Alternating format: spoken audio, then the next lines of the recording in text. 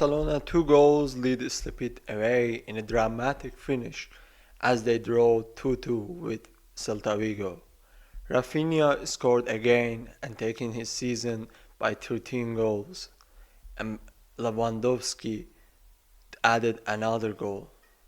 But a red card for Marc Casado and quick fire goals from Celta saw Barca drop points. A dramatic ending to a thrilling match. Two individual mistakes cost the game that the Barcelona had under the control, and we can say that they bagged it. A red card for Casado was silly mistake from him when he was already a yellow card, and then Conde was not playing very good. We can afford to do that, especially when the game is nearly over. Maybe some of you think that Barcelona deserved a win, but I don't think so. The facts, the stats doesn't show this. If we check out the match scores, you will see that 2-2 red card for Barcelona, Rafinha and Lewandowski scored, but there is a point.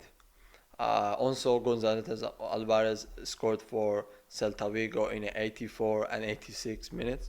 But there is a point. When we look at the stats, the position for Barcelona is 60, for Celta Vigo is 40, but the expected goals are elegant. How? For Barcelona, it's 1.74, which they score 2 goals, which is not very weird because a player like Lewandowski, they have to score more goals with less expected goals. This is how a top player should do.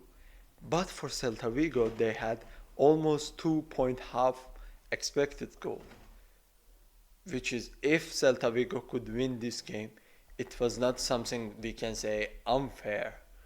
It was not unfair. It was just Barcelona that they could manage somehow. Yes, until 18 minutes, we can say somehow with luck, with trap of offside, with wonderful Pena saves, Barcelona could keep the game. We should remember that 6 times the attackers of the Celta Vigo, they had 1-1 against goalkeeper. 6 times in a game. Every single time that there is 1-1 between a goalkeeper and the attackers happen, a single of them, it's a fault of whole team. But also, the referee of this game, which was Cesar Sotogrado, he didn't do a great performance as a referee. How? Most analyzer of the performance of the referee, when they analysis, they said that he did a lot of mistakes.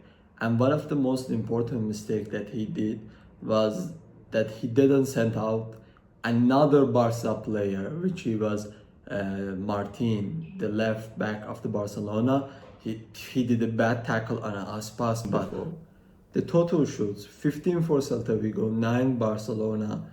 On target shoots 8 for Celta, 4 for Barcelona, and 5 big chance for Celta.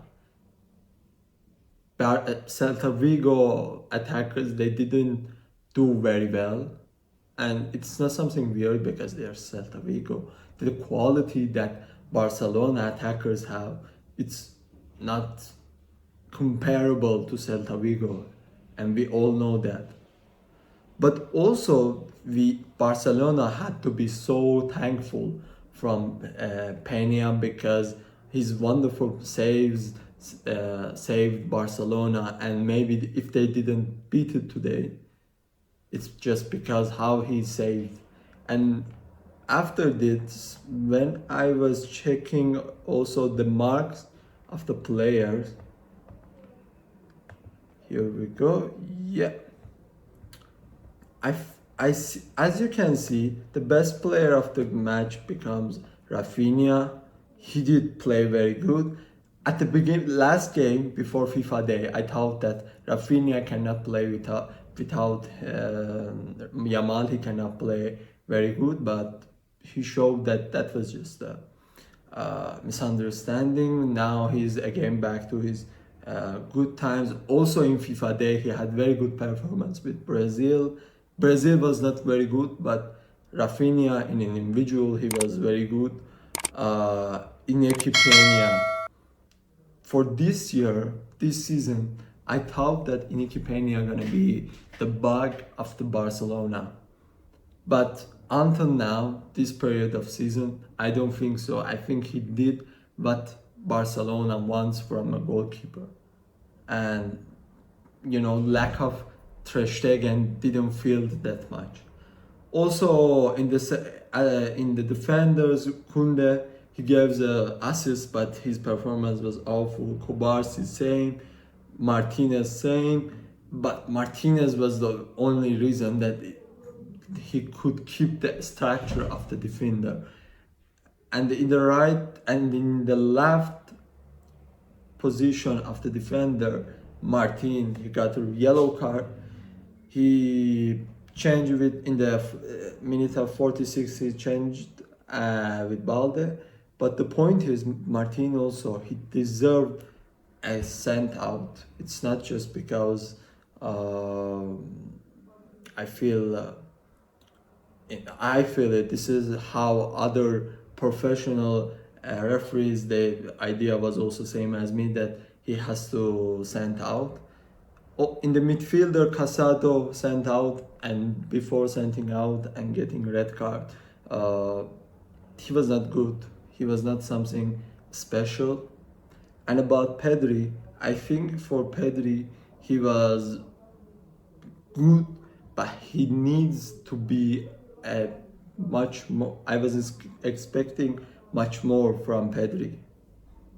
Last part, let's check out the La Liga table. In La Liga table, Barcelona is the first with 34 points. Second is Atletico Madrid with 29 points.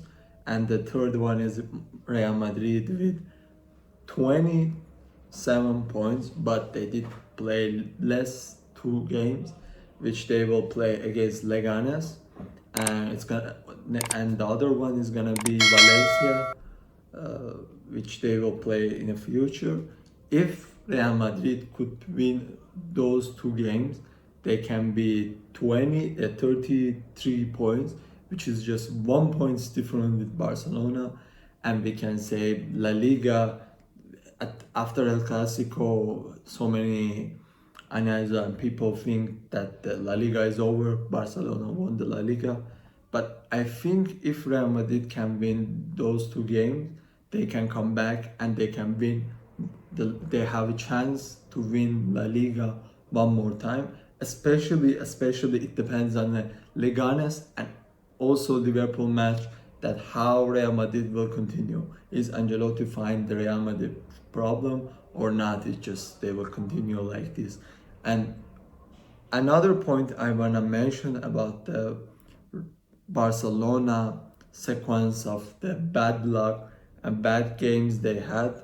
They lose against Real Sociedad before FIFA Day, and now they draw against Celta Vigo, and their next match is against Las Palmas, which is not Las Palmas is now in the 17th of